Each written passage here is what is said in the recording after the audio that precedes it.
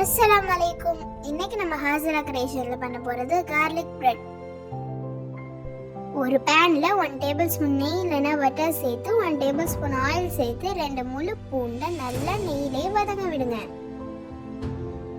5 minutes மூடி போட்டு வேக விடுங்க.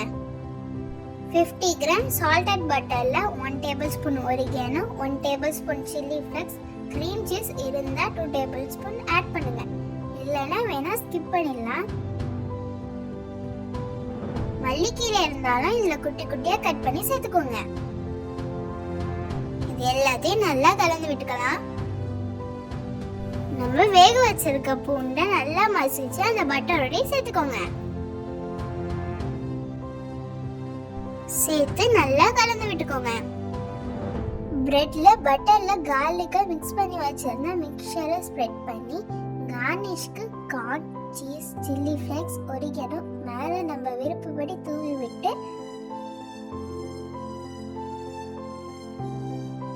தோசை பேன்ல 10 மினிட்ஸ் கார்லிக் பிரெட்டை வச்சு எடுத்தா சுவையான கார்லிக் பிரெட் ரெடி. இதையே நம்ம சாண்ட்விச் டைப்ல செய்யலாம். நான் இன்னைக்கு உங்களுக்கு பிரெட்ல செஞ்சு காட்டியிருக்கேன். மாவு பிசைஞ்சு எப்படி கார்லிக் பிரெட் பண்றதுன்னு இன்ஷால்லா வரப்போற வீடியோல செஞ்சு காட்டுறேன். இத நான் சாண்ட்விச் டைப்ல செஞ்சு காட்டியிருக்கேன். உங்ககிட்ட மொசரல்லா சீஸ் இல்லைன்னா நீங்க ஸ்லைஸ் சீஸ் கூட யூஸ் பண்ணிக்கலாம்.